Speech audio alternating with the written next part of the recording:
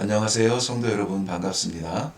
153 성경 일독 오늘은 55일째 되는 날입니다. 역대상 3장에서 7장까지 읽게 되는데요.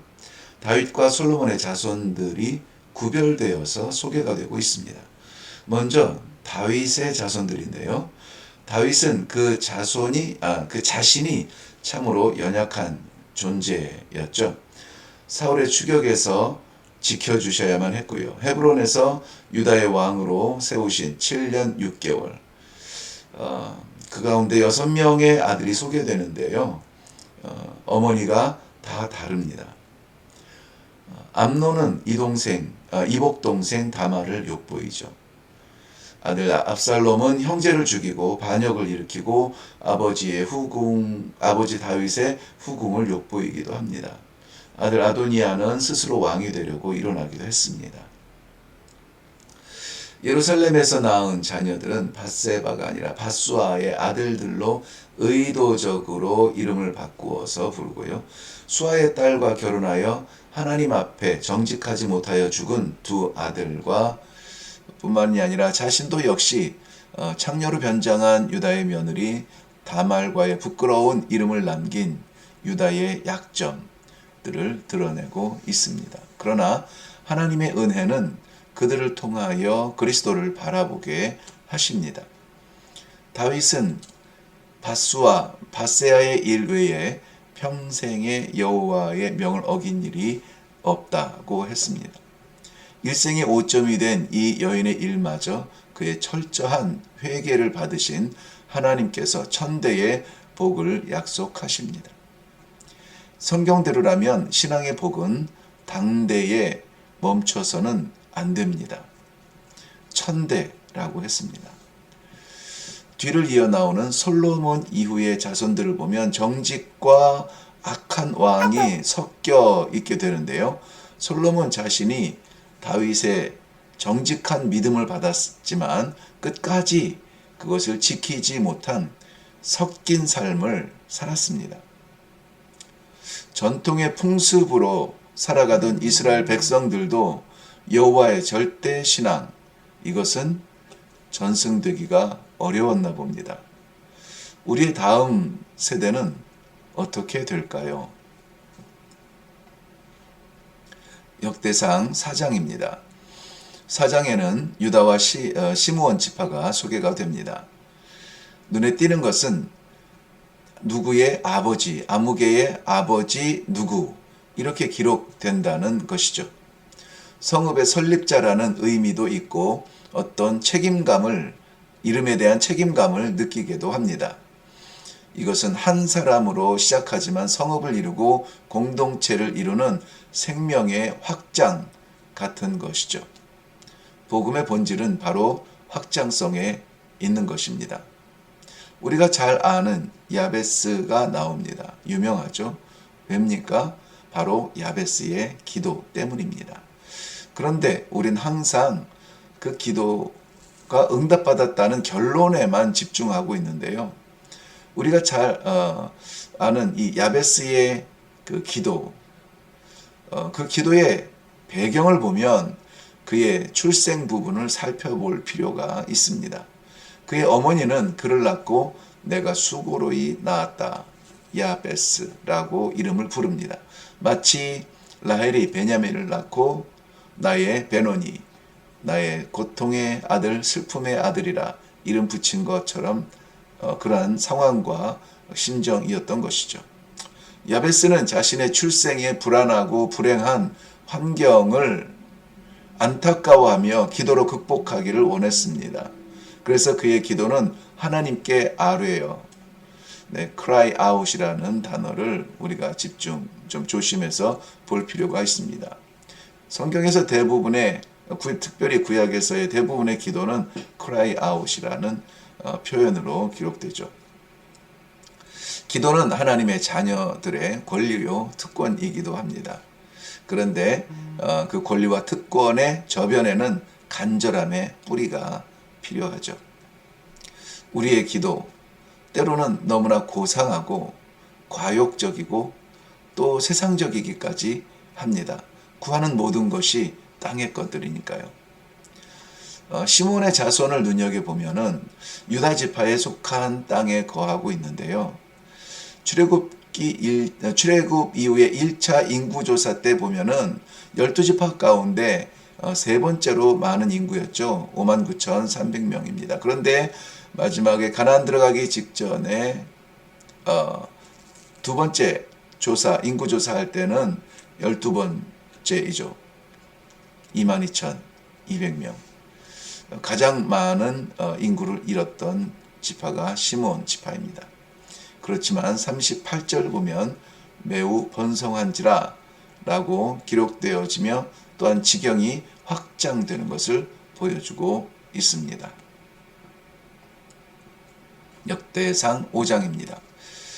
누구라도 궁금해할 일이 있습니다. 바로 르우벤이 장자임에도 불구하고 족보의 첫 자리에 오르지 못한 이유를 성경이 밝혀주고 있습니다. 1절이죠. 르우벤 지파를 필두로 요단강 동편에 자리 잡은 세 지파, 르우벤, 갓, 므낫세, 반 지파가 같이 소개되고 있네요. 요단강 동편이라고 지명한 것은 가나안 땅의 영역은 요단강 건너 있는 서편 쪽에 있거든요. 네, 먼저 르우벤 지파의 8절에 보면 벨라라는 인물이 등장하는데요. 하나님께서 아브라함에게 약속한 땅의 동쪽 끝 유프라테스 강까지 지경을 확정합니다. 창세기 15장 18절에 하나님께서 약속하신 그 땅이죠. 유프라테스 강 상류에는 아브라함이 하란으로 오기 전까지 살았던 갈대아 우르가 있습니다.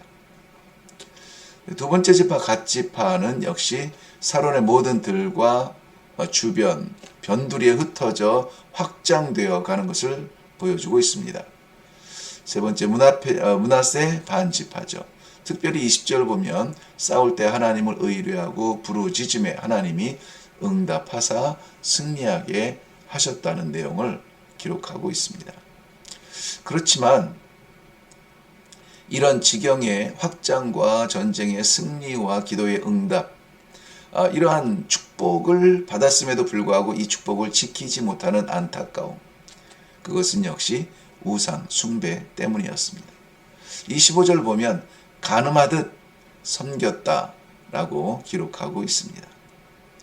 우리가 윤리적 간음은 책망할 줄 알거든 하나님 앞에서의 신앙의 간음은 이상하게 자꾸 타협하게 됩니다.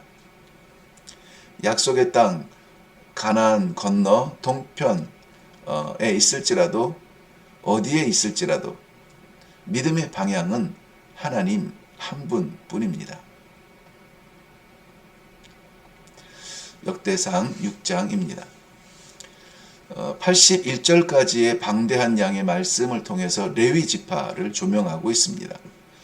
이것은 혈통적이든 기능적이든 지파의 인원이든 상관없이 이스라엘의 12지파의 중심이 레위 지파임을 짐작하게 합니다. 레위 지파는 하나님의 성막과 성전 그리고 제사와 절기, 즉 이스라엘 백성과 하나님과의 영적 관계를 위해서 하나님께서 구별하여 세우신 지파입니다. 레위 지파의 소개 역시 어떠한 역사적 사건이 아니라 흩어져 섬기게 하신 지파별로 소개가 되고 있죠.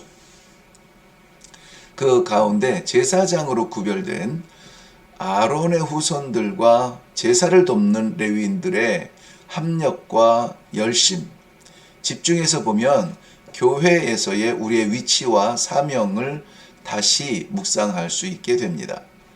성전에서의 임무는 자원함보다는 순종함의 질서가 먼저이고 그 질서를 따르는 것이 좋습니다.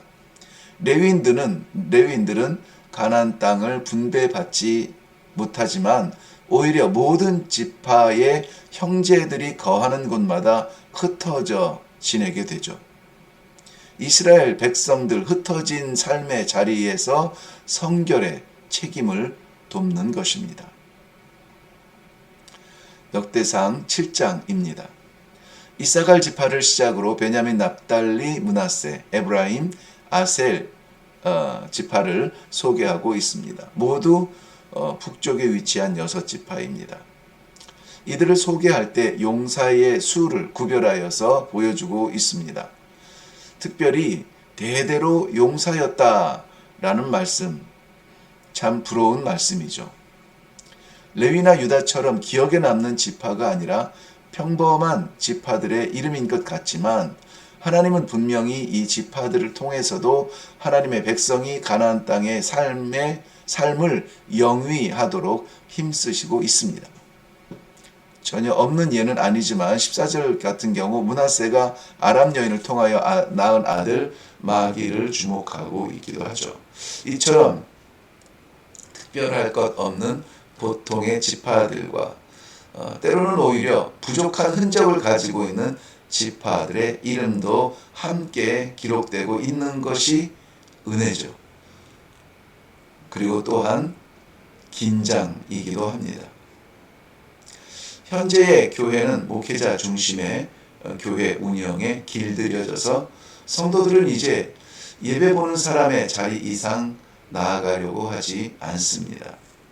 그러나 하나님의 약속의 땅은 12지파로 채워져 있음을 기억하시기 바랍니다.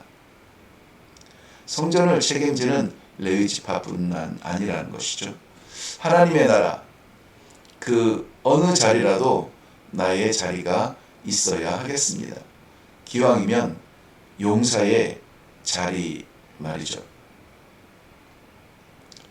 네, 믿음의 용사 이레교회 여러분 모두를 축복합니다.